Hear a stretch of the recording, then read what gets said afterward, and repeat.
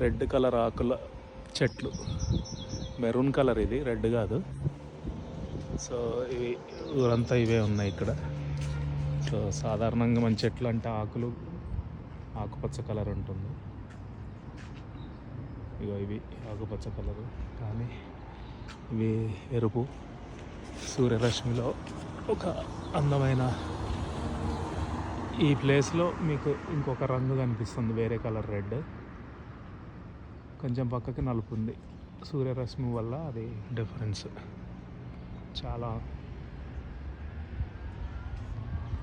ఇంకొక విధంగా కనిపిస్తుంది చెట్టు అనేది మొత్తం పూర్తిగా.